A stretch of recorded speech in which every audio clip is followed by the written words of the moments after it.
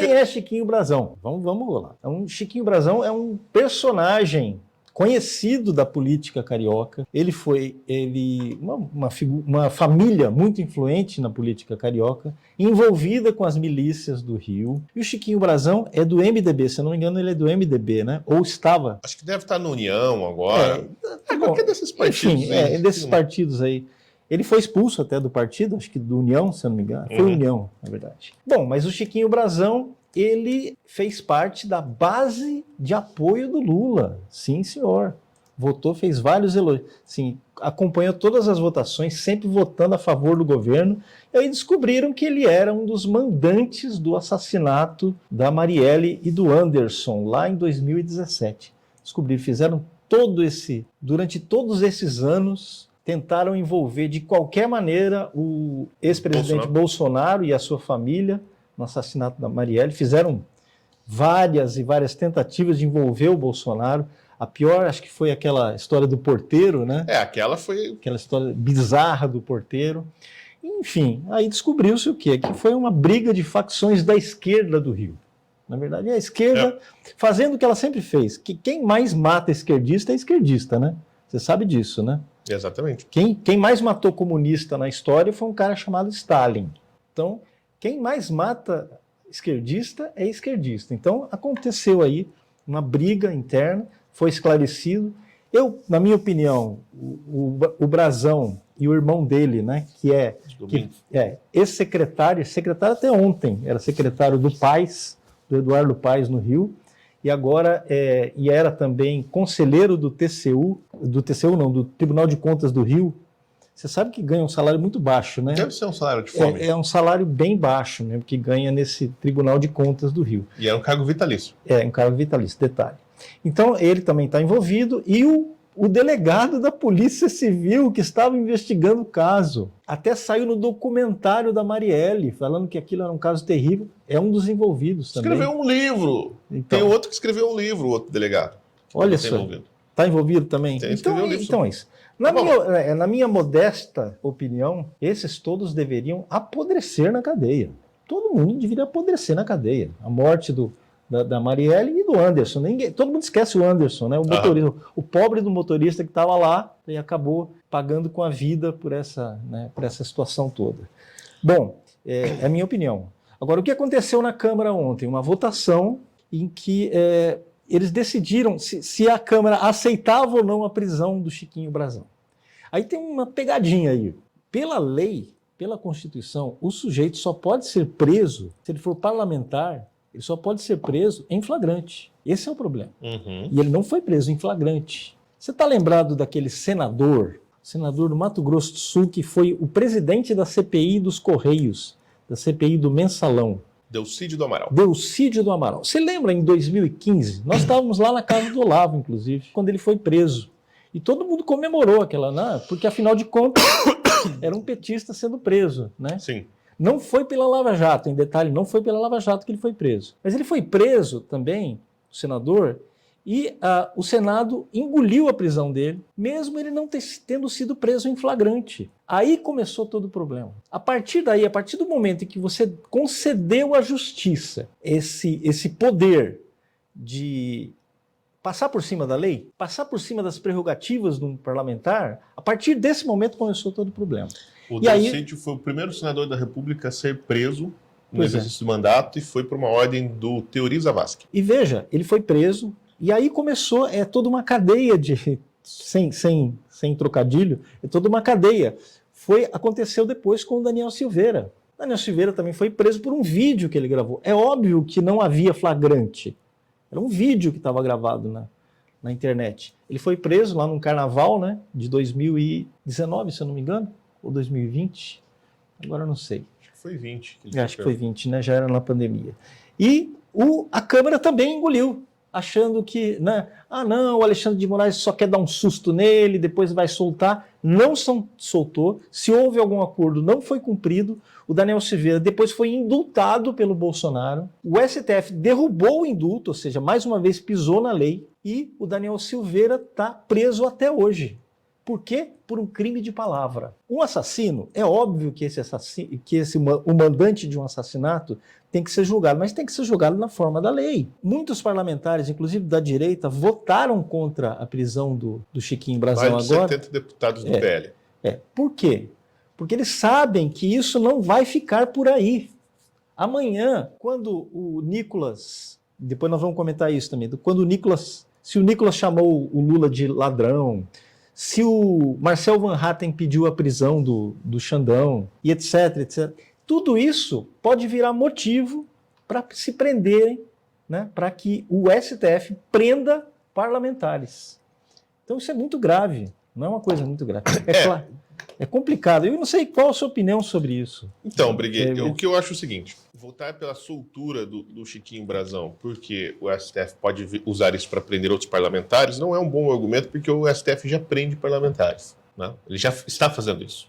Então, se legitimar, bom, agora o que acontece? Nas 3 ocasiões, o que foi dito aqui do Delcídio, do Daniel e agora do Brazão, de fato a Câmara, ou o Senado, né, no caso do Delcídio, poderia ter interferido e sustado essa prisão, né? E decidiu não fazer. Então, veja, é óbvio que há um avanço, uma ilegalidade do STF, mas há também uma omissão e uma negligência do Poder Legislativo. Que não está se defendendo. Que não se defende, né? Então, permite que o STF avance. As pessoas ficam assim, para quem o Alexandre de Moraes trabalha? Né? Por que ele está fazendo isso?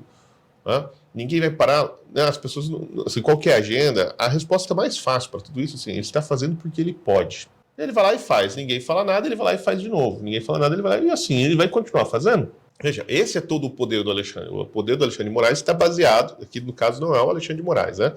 Mas o poder do Alexandre de Moraes está baseado ou do STF, na ausência de barreiras. Né? Ele tem os meios de ação e ele utiliza esses meios de ação. Mas ele nem tem tantos meios de ação, assim, na verdade. Os meios são poucos, mas ele faz porque não tem ninguém que fala para ele não parar de fazer. As pessoas que podem parar, né? Que poderiam parar o STF. Né? Bom, nesse caso aqui específico, qual é o problema? Né? Que é um problema diferente do Daniel Silveira. Que do Daniel Silveira, o crime dele foi ter gravado um vídeo manifestando assim, o seu dissabor com o STF, sobretudo com o Fachin. Né? E se exaltou lá nas palavras e tal. Né? Obviamente, pode ter dado a entender que era uma ameaça ao Fachin, né, que depois foi esclarecido, e aí depois do esclarecimento não há mais ameaça nenhuma, certo? Então, aí depois do esclarecimento e tal, no máximo um puxão de orelha, uma multa, uma cesta básica, qualquer coisa assim, uma prisão de 6 anos, acho que ele está 8 anos. Né? É um absurdo. Prisão, aliás, votada inclusive pelo André Mendonça, né, que teve voto favorável do André Mendonça. O André já era... Já era uma votação super esquisita, que no meio do voto dele toca o telefone, ele pede licença, atende o celular e depois vota e vota. Mas o André já era ministro do STF, sim.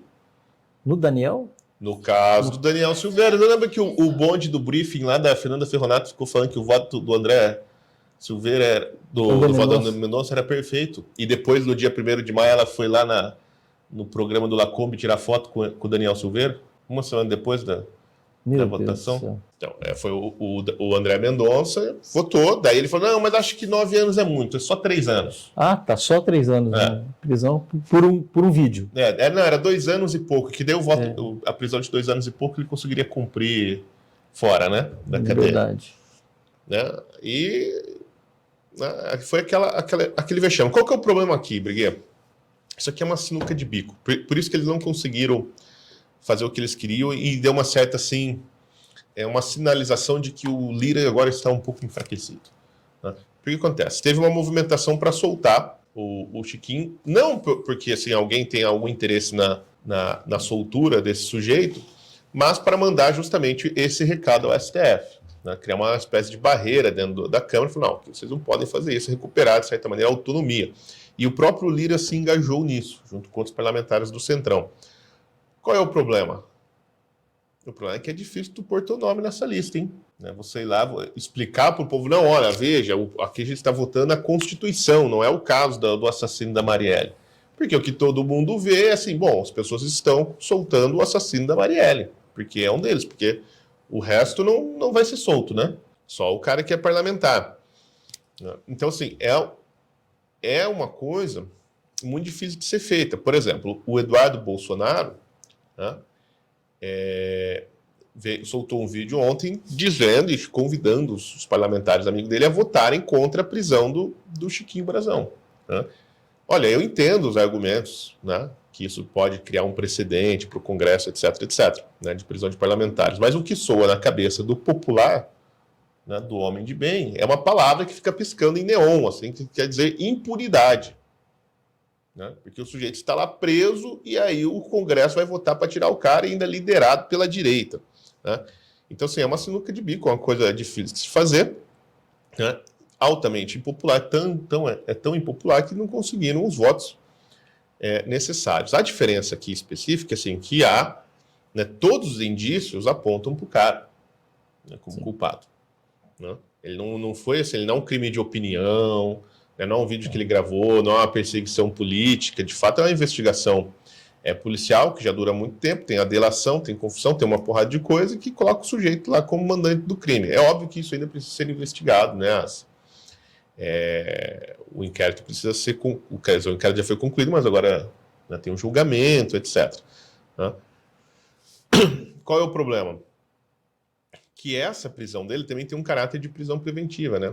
E como no cargo de deputado federal, ele pode muito bem tentar interferir numa investigação desse tipo. Né? Agora, tudo bem, tudo isso aí que eu falei é muito relevante, né? O sujeito é o bandido, o criminoso tem que apodrecer na cadeia. Agora, qual é o problema de fato? É o que o Briguet explicou. Né? A lei existe e ela precisa ser cumprida. Né? E a lei, a Constituição Federal é clara sobre a prisão de parlamentares. Né? E ela está sendo atropelada. Né? E o Congresso não está fazendo nada. E veja, não é aqui. O problema todo não é soltar ou prender o Chiquinho Brazão, porque isso aí é só mais um bandido como vários outros. Né? Claro, é um assassino, mandando do crime, etc. Né? Mas, assim, casos como esse tem aos montes. Qual que é o maior problema? Porque esses bandidos vêm e vão, entendeu?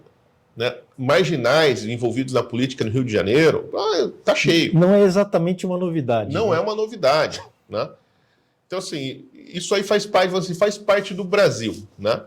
Quer dizer, a gente consegue conviver com isso. O que não dá para conviver é com a insegurança jurídica. Esse é o maior problema. E a mesma coisa agora com o caso do Elon Musk, que está toda a discussão. O Elon Musk é um menino muito malvado, né? Ele fala mal do Alexandre de Moraes. Né? Ou agora, não, o Alexandre vai bloquear o Twitter, ou vai derrubar as contas do Twitter. Né? Veja, nada disso é a real discussão. Né? Se o Elon Musk está ou não está cumprindo as ordens judiciais, se tem censura ou não tem censura, essas são discussões paralelas. Né? A discussão é o que está na Constituição e o que está sendo feito. Né? Então, é óbvio que toda a discussão, hoje no Brasil, em vários âmbitos, veja, o que o caso da Marielle tem a ver com o Twitter? Nada. Absolutamente nada. Zero. Né? Mas o que está em discussão é exatamente a mesma coisa. Né? São os limites do poder judiciário no Brasil, os limites do STF. Enquanto houver a interpretação de que o STF pode fazer qualquer coisa no Brasil, o Brasil vai ficar esse caos. Né? Não adianta prender o Chiquinho Brazão. Né? Esse problema não será resolvido. Né? Também não adianta soltar. Se o Congresso tivesse soltado o Chiquinho Brazão, também não seria resolvido, porque o STF faria outra coisa para colocar um cara na cadeia. Né? O que ele faria? Certamente ia ignorar a decisão da Câmara. Né? Então, assim, nenhum dessas discussões vai no ponto, porque qual que é o ponto? O ponto é a atuação política, né, e abusiva do STF, dos ministros do STF, né, que vão muito além das suas prerrogativas. Né? Por exemplo, ontem não, né, quando foi? Segunda-feira ou terça? Segunda-feira, o Globo publicou aquele editorial, né, até simpático, né? Aquele, deixa disso, né? Veja bem, Musk, é o editorial do Veja Bem, né? olha, esse negócio, o Elon Musk, de fato, ele é um pouco exagerado, é meio bolsonarista, mas o Alexandre também passou do limite. Então vamos dar as mãos aqui todo mundo, vamos sentar para conversar, né? Foi mais ou menos isso, o editorial. Mas aí tudo bem, você olha e você, até que faz sentido e tal, pá, já é uma coisinha, já é uma crítica, né? Mas qual é o ponto? Todo mundo está baseado na história de que o Elon Musk está desobedecendo a lei.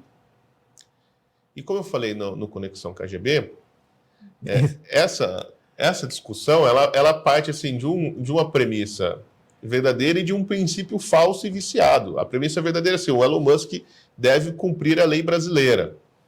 Eu acho que isso é meio inegável. Ninguém com bom senso, da direita e da esquerda, vai negar isso aí. Inclusive, o próprio a equipe do Twitter está dizendo isso. Nós vamos cumprir a lei. Né? Mas essa não é a discussão. Né? O que está sendo discutido, na verdade, é o princípio falso que está embutido aqui nessa premissa. Né? Que o Alexandre está cumprindo a lei. Ou pior, né? O que eu acho que é o pior, o princípio, na verdade, assim, o Alexandre é a lei. Né? E esse princípio é falso. Porque o Alexandre de Moraes não é a lei. E ele, obviamente, não está cumprindo a lei. Tá? E é uma série de abusos. Né? Por exemplo, o Davi Aga, que é um dos jornalistas que trabalhou no Twitter Files Brasil, está lá agora no Congresso, nesse exato momento, lá no Senado, dando depoimento para a Comissão de Direitos Digitais, né, contando toda essa história. Uma das coisas que ele está falando lá é dessa criação desse serviço de inteligência, né, essa polícia secreta criada dentro do TSE, né, para monitorar, investigar e derrubar perfis e publicações, etc., da internet. Né. Já viu uma força policial que não tem corregedoria? Meu Deus. Que não tem regras de funcionamento estabelecidas na lei? Meu Deus. É isso que o Alexandre criou. Ele criou de ofício. É uma espécie de KGB sem estatuto. Sim. É como se fosse a Stasi. É a Stasi. Entendeu? Sem estatuto. Uhum. Não, deve ter um despacho qualquer lá que diz quais são as atribuições dela, a regrinha que ninguém vai ler. Eles vão poder fazer exatamente tudo. Né? E o Congresso simplesmente olhou para aquilo e ficou parado. Quando era a função do Congresso chegar e já falar, isso não vai acontecer de maneira alguma. Né? Porque quem tem o poder de criar polícia somos nós.